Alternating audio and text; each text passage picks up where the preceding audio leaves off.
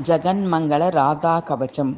ॐ अस्य श्रीजगन्मङ्गलकवचस्य प्रजापतिः ऋषिः गायत्री छन्दः स्वयं रासेश्वरी देवता श्रीकृष्णभक्तिसम्प्राप्तौ विनियोगः। ॐ राधेति चतुर्यन्तं वह्निजायान्तमेव च कृष्णो नोपासितो मन्त्रः कल्पवृक्षः शिरोवतु। ॐ ह्रीं श्रीं राधिकाङ्गेतं वह्निजायान्तमेव च कपालं नेत्रयुग्मं च श्रोत्रयुग्मं सदावतु। ॐ रां ह्रीं श्रीं राधिकेति डेन्तं स्वाहान्तमेव च मस्तकं केशसङ्गाश्च मन्त्रराजः सदावतु। ॐ रां राधेति चतुर्थ्यन्तं वह्निजायान्तमेव च सर्वसिद्धिप्रदः पातु कपोलं नासिकामुखं। क्लीं श्रीं कृष्णप्रियाङ्गेतं कण्ठं पातु नमोऽन्तकम्। ॐ रां रासेश्वरी डेन्तं स्कन्दं पातु नमोऽन्तकम्।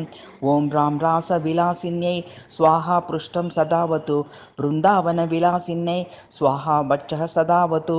तुलसीवनवासिन्यै स्वाहा पातु नितम्बिकं।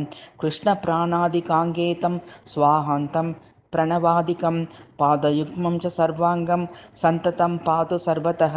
राधा रक्षतु प्राच्यां च वह्नौ कृष्णप्रियाव्रतु।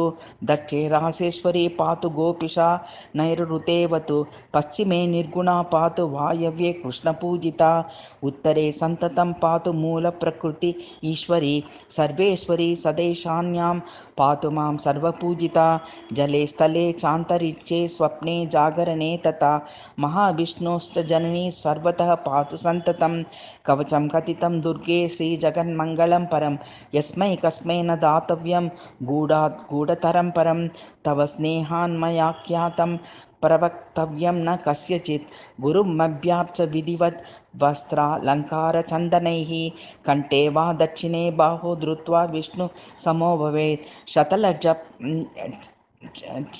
छजपेनैव सिद्धं च कवचं भवेत्। यदि स्यात् सिद्धिकवचो न दग्धो वह्निना भवेत्। एतस्मात् कवचात् दुर्गे राजा दुर्योधनः पुरा विशारदो जलस्तम्भे वह्निस्तम्भे च निश्चितं। मया सनत्कुमाराय पुरां दत्तं च पुष्करे सूर्यपर्वणि मेरौ च सन्दीपने ददौ। बलाय तेन दत्तं च ददौ दुर्योधनाय सः कवचस्य प्रसादेन जीवन्मुक्तो भवेन्नरः।